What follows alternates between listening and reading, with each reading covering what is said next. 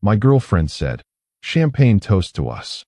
I replied, "Toast to me." Then I left before midnight, blocked everyone, started over, and I smiled when her toast was drinking alone at 3 a.m.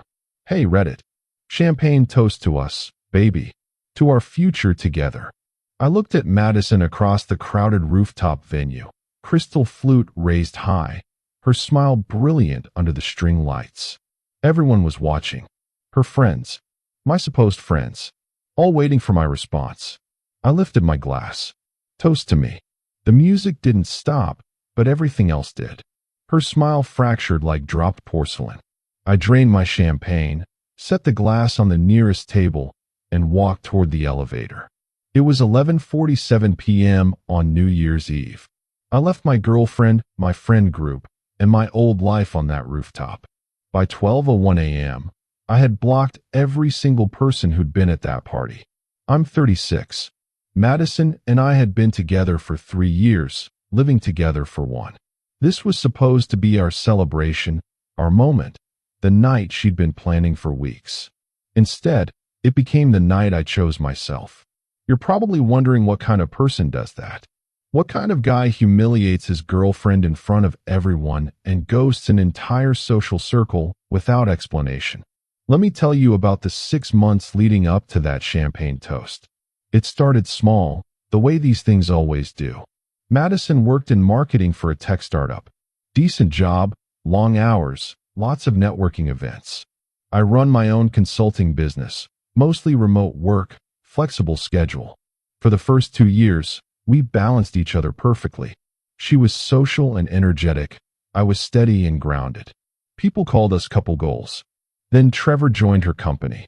Trevor was the new creative director. Mid-30s, divorced, one of those guys who does CrossFit and won't shut up about his podcast. Madison mentioned him casually at first. Trevor had this great idea for the campaign. Trevor thinks we should pivot our messaging. Trevor's taking the team out for drinks Friday. I wasn't worried. I'm not the jealous type. I trust until I have a reason not to. The first crack appeared in July. Madison came home from one of those team drinks at midnight, which was fine. What wasn't fine was how she immediately jumped in the shower before even saying hello properly. When I asked about her night, she gave me a 5-word summary and went to bed. Her phone habits changed.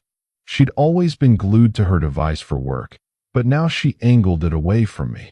She'd smile at messages and not share what was funny. When I'd walk into a room, she'd casually flip her phone face down. "Work stuff," she'd say. "Just boring team chat." In August, we had plans for a weekend getaway. I'd booked this cabin upstate 2 months in advance. The Wednesday before we were supposed to leave, Madison came home with news. So Trevor organized this spontaneous team building thing this weekend. It's supposed to be really important for Q4 planning. "We have plans," I said. "I know, baby, but this could really impact my career trajectory." Trevor specifically said he wants my input on the strategic direction. Cancel the cabin weekend or lose the deposit. Your choice. She bit her lip, did that thing where she looked up at me through her lashes. "Could we maybe reschedule? I'll make it up to you, I promise." I rescheduled. Lost half the deposit. She went on her team building weekend. The photos on her company's social media showed a lot of trust falls and campfire bonding. Trevor's arm around Madison's shoulders in 3 different shots. But hey, team building, right? She came back Sunday night exhausted and distant. When I tried to talk about rescheduling our trip, she yawned and said we'd figure it out later. We never did. September brought a new pattern. Madison started getting ready differently for work. More effort, more time. She bought new clothes, expensive stuff way beyond what she normally wore to the office. When I commented on a particularly low-cut blouse, she got defensive. It's called dressing for the job you want. Maybe if you left the house more often, you'd understand professional image matters. That stung. I work from home, sure, but I'm successful. I make good money. But suddenly my whole lifestyle was under scrutiny. I didn't network enough. I wasn't ambitious enough. I was too comfortable. The intimacy dried up. We went from a healthy, active relationship to maybe once every 2 weeks, and even then it felt obligatory. She'd be on her phone afterward instead of cuddling. Once I caught her smiling at a message while I was literally still in bed next to her. "Who's that?" "Just Trevor. He sent a funny meme about the client meeting today at 10:30 p.m. on a Tuesday. Hilarious." I'm not stupid. I knew something was happening, but I also knew Madison's personality. She craved validation, thrived on attention, loved being the center of someone's world. Trevor was giving her that new relationship energy high without the actual cheating. Or so I thought. In October, I did something I'm not proud of. Her laptop was open on the kitchen counter, logged into her personal email. I wasn't snooping exactly. I was walking past and a subject line caught my eye. This weekend plans. From Trevor's personal email. Not the work domain. I clicked it. I know. Invasion of privacy. But 3 years together, living in my apartment that I owned, paying most of our bills while she saved for her future, I figured I'd earned a peek. The email chain went back months. Nothing explicitly sexual, but the emotional affair was blazing bright. Inside jokes. Pet names. "I can't wait to see you." And "You make work actually bearable." And "He doesn't understand you like I do." That last one was in reference to me, obviously. There were plans for lunches, coffee breaks, after-work drinks. Times when she'd told me she was working late or had team obligations. The most recent email was about a weekend trip they were planning. Just the two of them. To explore whether this connection is real. Scheduled for mid-November. I took screenshots. Sent them to myself. Closed the laptop. When Madison came home that night, I acted completely normal. We ordered Thai food. Watched a movie. She fell asleep on my chest on the couch, and I stroked her hair while planning my exit strategy. Because here's what I realized that night. I didn't want to have the big confrontation. I didn't want the tears, the denials, the gaslighting, the trickle truth. I didn't want to hear about how it just happened, or how she never meant to hurt me, or how Trevor really understood her career ambitions. I wanted something cleaner, colder, more permanent. I wanted revenge that didn't look like revenge at all. So I started preparing. I documented everything financial. We weren't married, thank God, but she'd been living in my place rent-free for a year. I made sure I had copies of every bill, every payment, every contribution. I organized my business accounts, moved money around, prepared for a clean separation. I started working out harder. Not for her, for me. I updated my wardrobe. Got a better haircut. Started saying yes to networking events and business opportunities I'd been putting off. And I waited. Madison went on her November weekend with Trevor. Told me it was a girls' trip with colleagues. I told her to have fun, even drove her to the train station. When she came back Sunday evening, guilt was written all over her face. "How was the trip?" I asked, keeping my tone light. "Oh, relaxing. We just hung out, did some shopping." "That's great, baby. You deserve a break." She looked almost disappointed that I wasn't suspicious. The guilt needs an outlet, She wanted me to accuse her so she could either confess or defend herself. I gave her nothing. The weeks after that, she was different. More attentive, almost overcompensating. She initiated intimacy more. Cooked dinner. Suggested we do date nights. I played along perfectly. Loving boyfriend, totally oblivious, just happy to have his girlfriend acting right again. But I was counting down.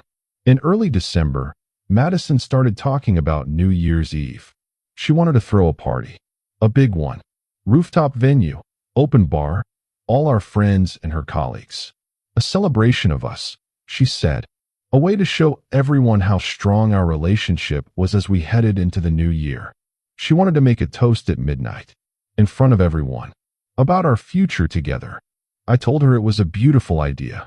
I helped her plan. I contributed money. I RSVP'd yes to all her invitations on our behalf. I even suggested she invite Trevor and the work crew. Really? Her eyes lit up. "You don't mind?" "Why would I mind? They're your friends. It's your party." She actually teared up. Hugged me. Told me I was the best boyfriend in the world and she was so lucky to have me. I smiled and hugged her back. December was a performance. I was attentive, loving, present. We took couple photos she posted with captions about being blessed and grateful. Her friends commented about couple goals and relationship wins. Trevor even liked a few of them. The ball's on that guy. Meanwhile, I was systematically preparing for disappearance. I opened new social media accounts under a slightly different name, started building a new network, reached out to old friends I'd lost touch with, ones who'd never met Madison. I looked at apartments in a different part of the city, put deposits down on a place with a January 15th move-in date. I created new email addresses, changed passwords on my important accounts, made sure my business assets were completely separated from anything she had access to. I even started the process of getting a new phone number, scheduled to activate January 1st. I told no one, not my family, not my one good friend from college who'd somehow stayed neutral through all of this. No one could accidentally tip her off. The week before New Year's, Madison was like a different person. The guilt was gone, replaced by genuine excitement. She showed me her outfit for the party. A stunning red dress, probably bought with Trevor in mind originally, but now she was wearing it for us. She practiced her toast, made me sit and listen while she talked about our journey together, the challenges we'd overcome, the future she saw for us. It was actually beautiful, detailed, heartfelt, specific. She'd put real work into it. "What do you think?" she asked when she finished. "It's perfect," I said. "Really, it's going to mean so much to everyone there." She beamed. New Year's Eve arrived. The venue was incredible. I'll give her that. String lights everywhere, city skyline view, champagne fountain, the works. Madison looked stunning. She worked the room like a politician, making sure everyone was having a good time, that the night was perfect. Trevor was there, playing it cool, staying on the opposite side of the party from me. But I caught the looks, the little smiles they exchanged, the way he watched her move through the crowd, the way she oriented herself to always be in his line of sight. Our friends were there, the couple we used to do game nights with, the group we'd gone on vacation with last year, people I'd known for years through Madison. They all came up, shaking my hand, telling me what a great party this was, how lucky I was. I agreed. I smiled. I played my part. As midnight approached, Madison started gathering everyone to the main area. The countdown was about to begin. She was flushed with excitement and champagne, absolutely glowing. She found me in the crowd, grabbed my hand, pulled me to the front. Someone handed us both fresh flutes. The energy was electric. Everyone was counting down. 10, 9, 8. At 5 seconds to midnight, Madison raised her glass high. She didn't wait for the countdown to finish. "Everyone, before midnight, I want to make a toast." The crowd quieted down, even though people were still counting in the background. "This year has been incredible, and I want to start the new year by celebrating the person who makes my life complete. Champagne toast to us, baby, to our future together." Every eye turned to me. Phones came out, probably expecting a proposal or some grand romantic gesture. Madison's smile was radiant, certain, triumphant. She'd orchestrated this perfect moment. I looked at her. I looked at Trevor, standing in the back, his face carefully neutral. I looked at all these people, Madison's friends really, who'd slowly become my entire social world. I raised my glass. "Toast to me." The words hit the crowd like a record scratch. Madison's smile froze. Confusion flooded her eyes. "What?" "Toast to me," I repeated, louder this time, to finally choosing myself. Then I drank my champagne in one long swallow. The clock struck midnight somewhere in that moment. People were too shocked to do the usual cheering and kissing. I set my glass down on the nearest table with a definitive clink. "Thanks for the party, Madison. It was perfect." Then I walked to the elevator. "Wait, what are you doing? What's happening?" Her voice rose, panicked. She tried to follow me, but her heels and the crowd slowed her down. I pressed the elevator button. The doors opened immediately, blessedly fast. I stepped inside and turned to face the crowd one last time. Madison had pushed through, was almost to the elevator. Trevor was making his way toward her. Everyone else just stood there, frozen in confusion. Have a great year, everyone. The doors closed on Madison's stricken face. I rode down 43 floors in silence. Walked out of the building. Got in my car. Drove home to my apartment where I'd already packed 2 bags with essentials. I loaded them up, took one last look around, and left. I went to a hotel. A nice one. Checked in with my new credit card that had no connection to anything Madison knew about. Room service, a real bed, silence. I pulled out my phone and started the purge. I blocked Madison on everything. Phone, social media, email. Every platform I could think of. Then I went through our mutual friends. Every single person who'd been at that party. Blocked. Her colleagues. Blocked. People we'd met together. Blocked. I made a list to ensure I didn't miss anyone, and I was ruthless.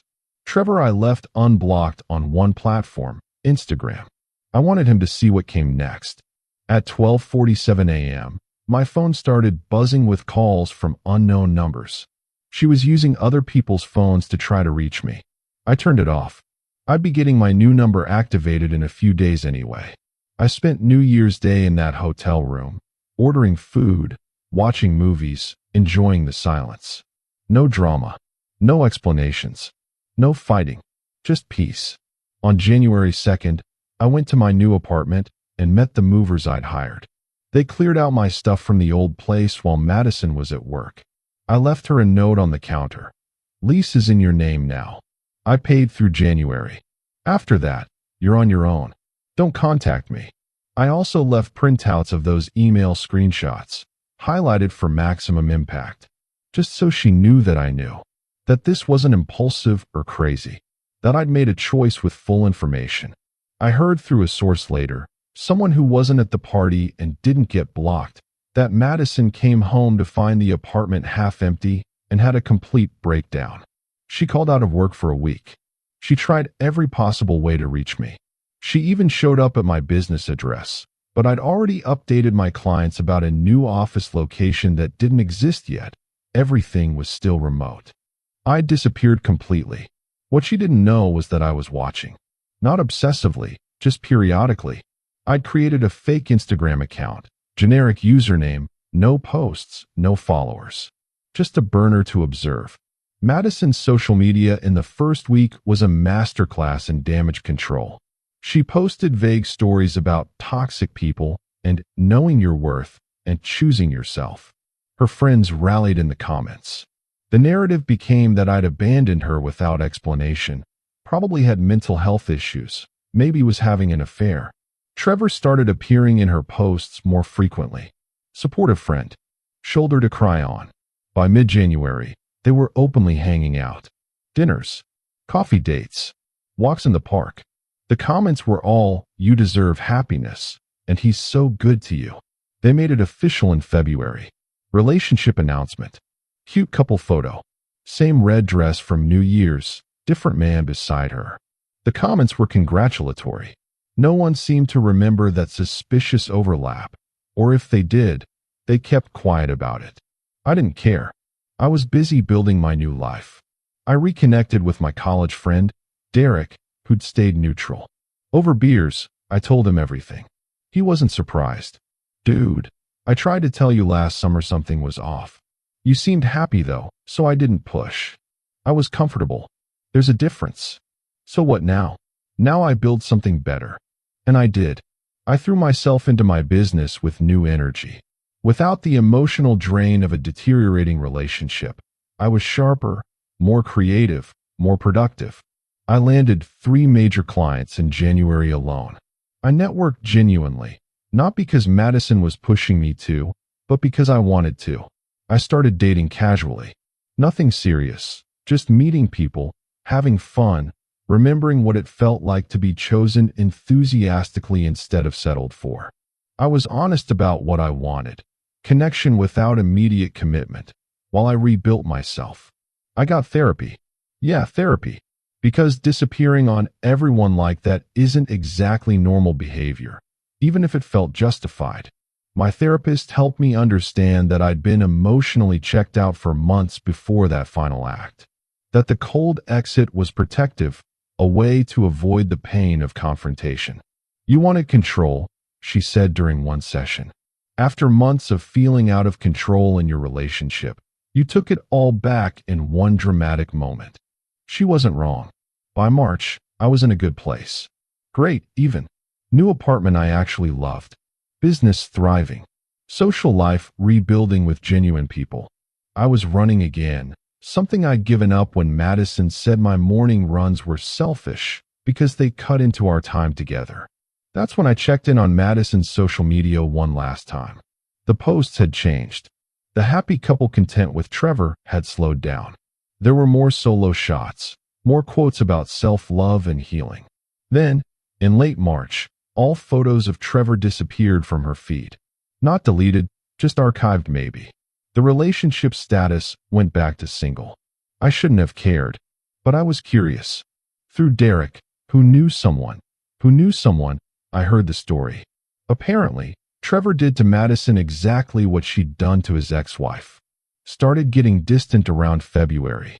Madison found texts between him and another woman from his company. When she confronted him, he gave her the same lines she'd probably used on me. It just happened. I never meant to hurt you. We want different things. The irony was delicious. But what really got me was what I saw at 3 a.m. one night in April. I couldn't sleep, was scrolling mindlessly, checked that fake account one more time. Madison had posted an Instagram story an hour earlier. A single photo. Her, alone, in her apartment, the one that used to be ours, with a glass of champagne. The caption, "Toast to me, I guess." She'd turned my line, my moment, into some kind of sad self-empowerment post. But the look on her face in that photo told the real story. She looked exhausted, sad, alone, drinking champagne by herself at 3 a.m. because that's what her life had become. I smiled. I'm not proud of it, but I did. Not because I enjoyed her pain exactly, but because the symmetry was perfect. She'd wanted that midnight toast to be her triumphant moment, showing off her perfect relationship while emotionally cheating with Trevor. Instead, she got my rejection, lost me, lost Trevor, and ended up toasting herself alone in the dark. Karma didn't need my help. It handled itself just fine. I deleted the fake account after that. I didn't need to watch anymore. Her story wasn't my story anymore. Now it's been almost a year. I'm 37 now, in a healthy relationship with someone named Veronica, who I met through a client connection. She knows the whole story. On our third date, I laid it all out because I didn't want secrets or games. She listened to everything, then said, "So you're telling me you're capable of cold, calculated decisions when you're protecting yourself? Is that a problem?" "No. It means you have boundaries." "I appreciate that. We've been together 6 months now. It's different. She's different. We communicate. We're honest. We choose each other actively, not passively. There's no Trevor lurking in the background because we've built trust instead of assumptions. Sometimes people from that old life try to reach out. A friend request from someone who was at the party. An email from a mutual acquaintance. I ignore them all. That door is closed. Derek asked me once if I regretted how I handled it. Do you wish you'd confronted her? Had the big fight? Done it differently? I thought about it. Really thought about it. No. If I'd confronted her, she would have cried and apologized and maybe broken it off with Trevor temporarily. We would have done couples therapy. She would have promised to change. And I would have spent months or years waiting for the other shoe to drop, wondering if she was really done with him, checking her phone, never fully trusting again. I would have made myself smaller trying to keep her. Instead I chose myself. Completely. I left on my terms, in a way that gave me all the power back. Was it dramatic? Sure. Was it cold? Absolutely. But it was clean. Final. No drawn-out death. Just done. And the blocking everyone part. They were her friends. Her world. I was just living in it. I needed a fresh start, not a partial one. He nodded slowly. That's actually pretty healthy, in a ruthless kind of way. I prefer efficient. We both laughed. I don't hate Madison. I don't think about her much at all anymore. She made choices that prioritized her immediate emotional needs over our relationship. I made a choice that prioritized my long-term well-being over social norms. We both got what we deserved. Her, alone with her champagne at 3 a.m., realizing Trevor was never going to be what she thought he was. Me, rebuilt and better, with someone who actually wants to be here. That champagne toast turned out to be prophetic, just not the way she planned. She wanted to toast to us, to a future together that was built on lies and emotional cheating. I toasted to me, to choosing myself for the first time in years. And when she ended up toasting herself alone months later, drinking away her regrets in the middle of the night, I was already too far gone to care. Sometimes the best revenge isn't revenge at all. It's just living well, moving on completely, and letting natural consequences do the work. Toast to me, indeed.